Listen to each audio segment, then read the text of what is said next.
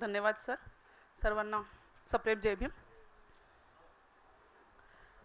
सन्माननीय आयुष्यमान मार्शल सुनील सारीपुत्त, सप्रेम जय Bhim. Doctor Babasaheb Ambedkar national association of engineers BANAI Nagpur शाखेच्या वतीने आपल्या बहुमूल्य कर्तव्याचा आदर करून आपला गौरव करीत असताना आम्हाला सार्थ आनंद होत आहे. विश्वरत्न डॉक्टर बाबासाहेब आंबेडकर यांना अभिप्रेत असलेली सामाजिक बांधिलकी स्वीकारून आपण समता सैनिक दलाच्या माध्यमातून विशेष मोलाचे कार्य करीत आहात. महाविद्यालयीन जीवनापासून आपण NCC मध्ये सीनियर अंडर ऑफिसर म्हणून कार्य केले. नागपूर ते कन्याकुमारी तसेच कन्याकुमारी ते नागपूर असा NCCच्या वतीने सायकल मार्चचे आपण नेतृत्व केले.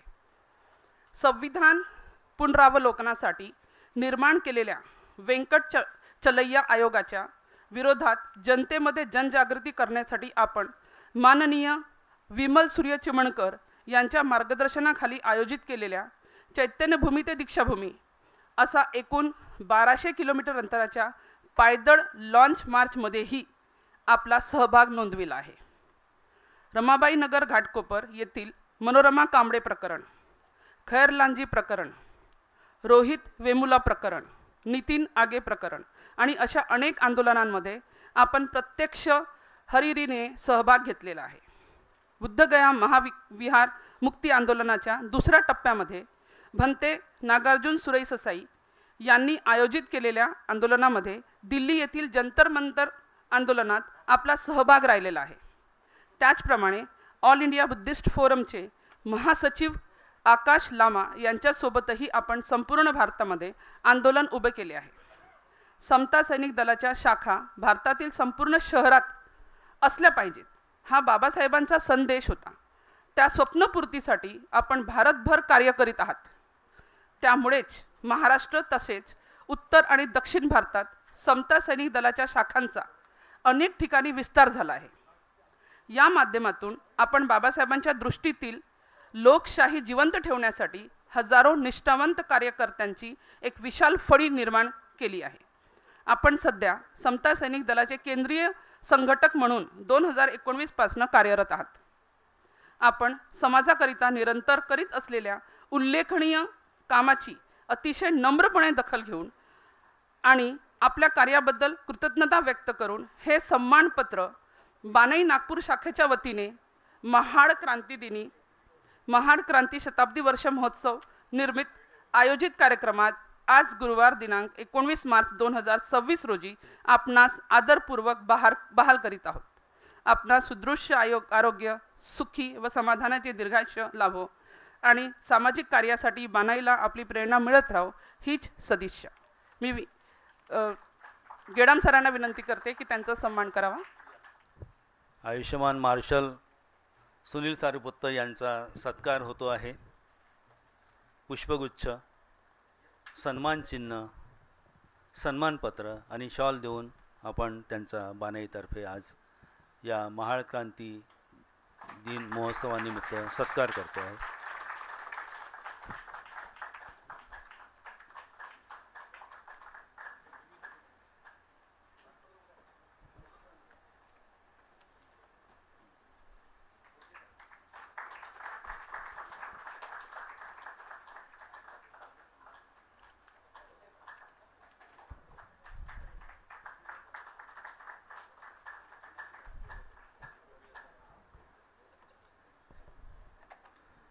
महाकारुणिक तथागत गौतम बुद्ध, धर्मनायक सम्राट अशोक, परमपूज्य डॉक्टर बाबासाहेब आंबेडकर या प्रेरणांना मी प्रथम अभिवादन करतो आहे.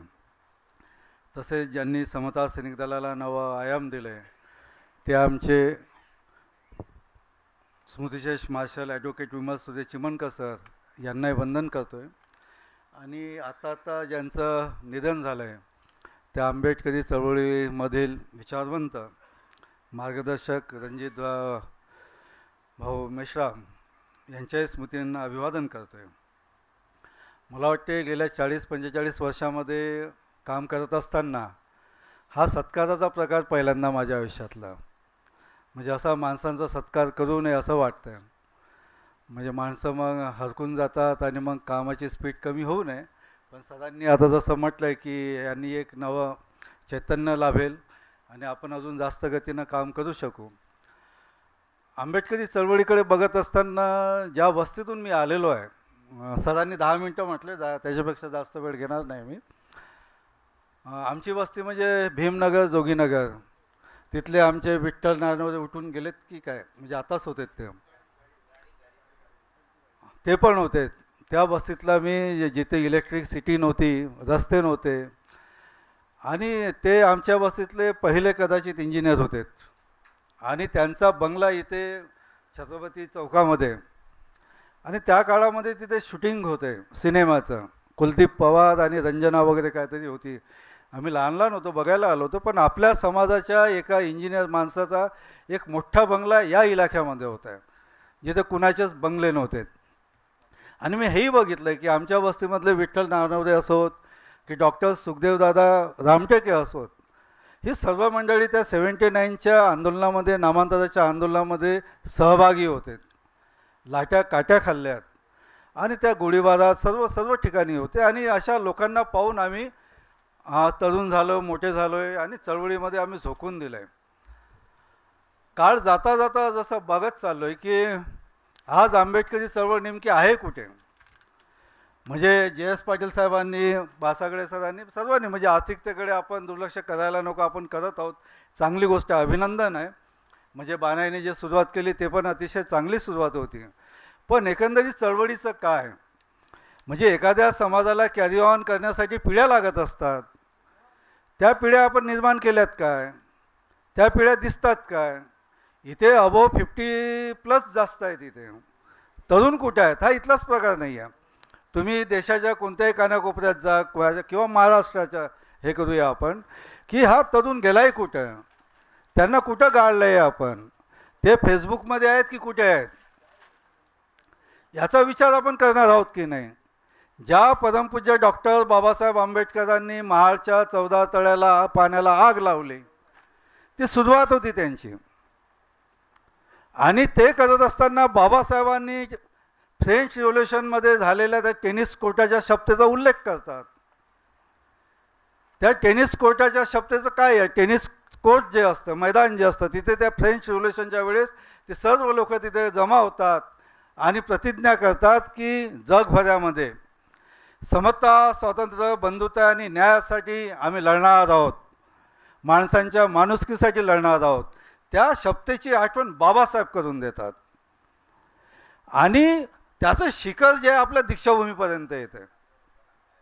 14 ऑक्टोबर 1956ला बाबासाहेब, महाडला हजारो लोक असतील पण इथं लाखोंनी लोक असतात आणि आपल्याला 22 प्रतिज्ञा देतात. म्हणजे फ्रेंच रिव्होल्युशनची आठवण करून देताना समता, स्वातंत्र्य, बंधुता आणि न्याय जे आहे, जे तथागतांपासून बाबासाहेब घेतलं म्हणतात, आणि इथे 22 प्रतिज्ञा देतात. माणसांचं माणूसपण, त्याचा स्वाभिमान, त्या स्वाभिमानाचं शिखर जे आहे 22 प्रतिज्ञेमध्ये, बुद्धिझममध्ये, म्हणजे सायंटिफिक टेम्परमेंट आपल्यामध्ये निर्माण करतात. आणि आज आपण 1927च्या महाड जे आहे ते आज अजूनही जिवंत आहे का आपल्या मनामध्ये, की ते मेलेलं आहे कुठे.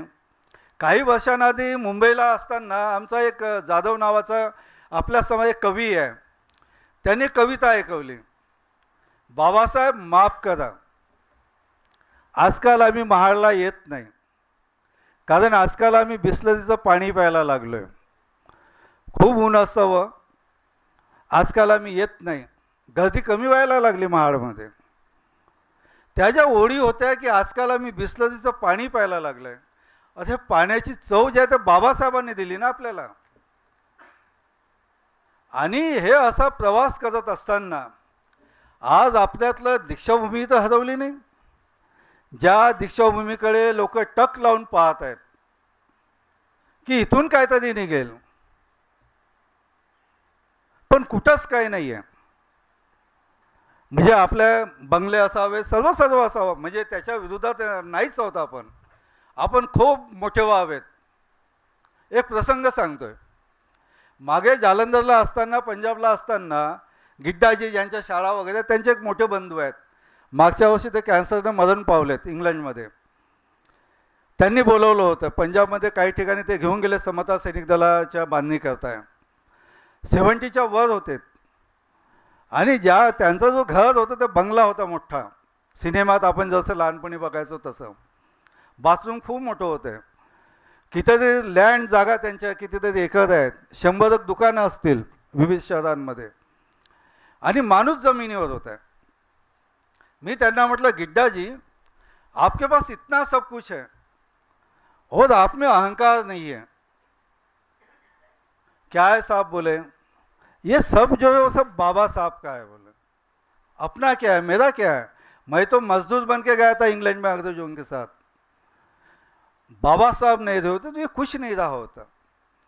आता बँगलोरला आमचं एक शिबिर झालं. 1 जानेवारीला कॅम्प असते तिथे.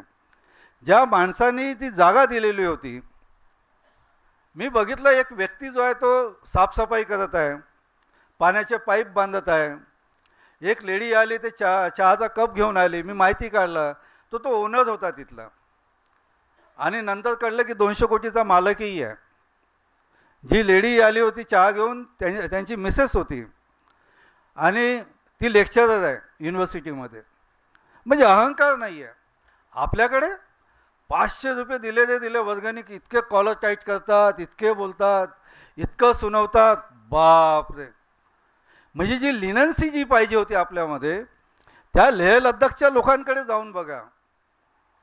म्हणजे तिथला DGP महाबोधी महाराजाच्या आंदोलनामध्ये गेलो असताना इन्स्पेक्टर जनरल रिटायर्ड, म्हणजे पाण्याचे ग्लास काय आणून देतो, चाय काय आणून देतो आणि कुठलंच काही नाही आहे. आपल्याकडे आहे का तसं? कुठे तसं दिसत नाही. आपण एकदम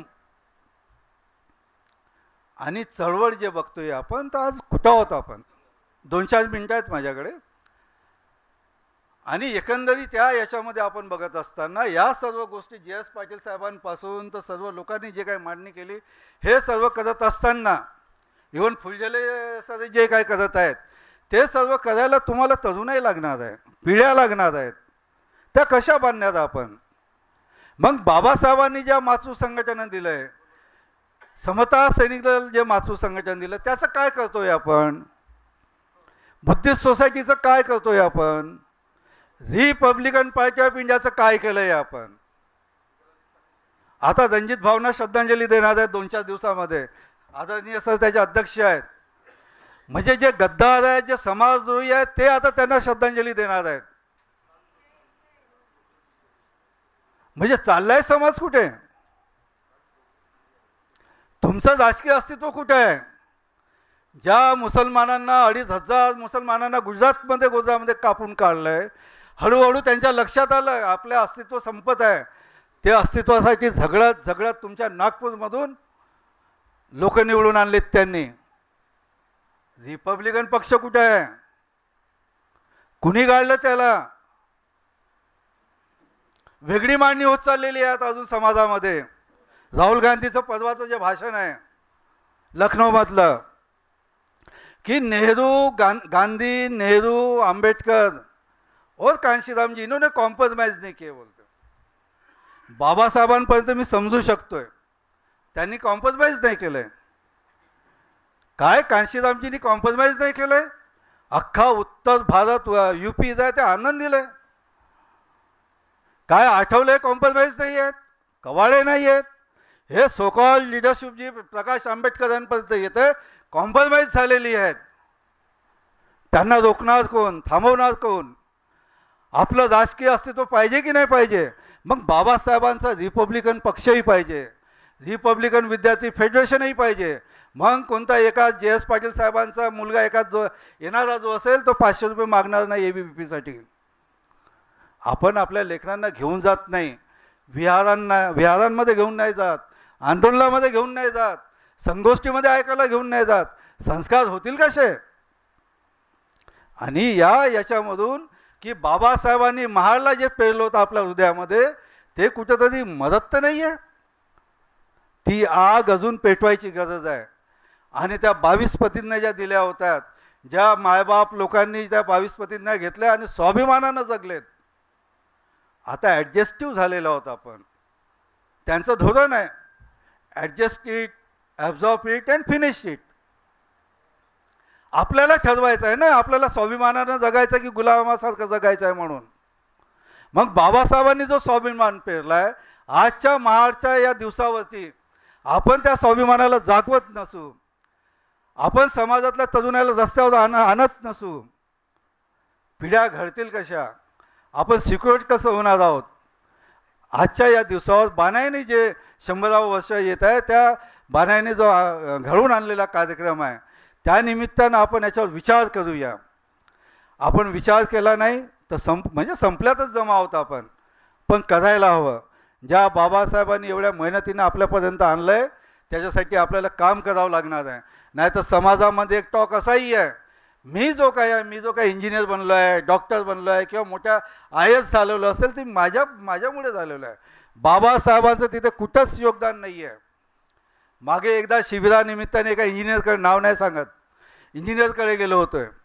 आयडेंटिटीवरती बोलणं सुरू होतं की बाबासाहेबांनी 14 ऑक्टोबरला बुद्धिस्ट आयडेंटिटी दिली आपल्याला आणि आपली आयडेंटिटी क्रश करायला लोक निघालेली आहेत. म्हटलं तुमची आयडेंटिटी काय?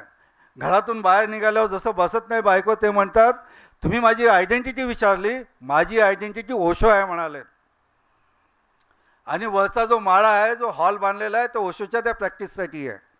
मी खाली उतरलोय, साहेब म्हटलं तुमच्या बापाची औकात नव्हती, ह्याच शब्दात बोललोय कि आपके बाप की औकात नहीं थी कि आपको पढ़ाए, और आपकी औकात नहीं थी इतनी बड़ी बिल्डिंग बनाए और नौकरी पे जाए, और ऊपर से नीचे तक जो है वो बाबा साहब का है. दुसऱ्या दिवशी तेलाचा पिपा पाठवला त्यांनी कॅम्पमध्ये, दुसऱ्या वर्षीही पाठवला. पण या माणसांची संख्या वाढत चाललेली आहे. जे काही आहे ते आम्ही आमच्या मुळावर तसं मानायला लागलेली आहेत. ते बाबासाहेबांचं खात आहे विसरत चाललेली आहे. हे जर विसरू द्यायचं नसेल तर संघटित होणं जास्त गरजेचं आहे. तुम्हाला समता सैनिक दल मोठ्या प्रमाणात उभं करावं लागेल. तुम्हाला रिपब्लिकन पक्ष नव्याने उभा करावा लागेल. तुम्हाला बुद्धिस्ट सोसायटी ऑफ इंडियालाही मोठं करावं लागेल. थांबतो. जय भीम, जय बुद्ध, जय भारत.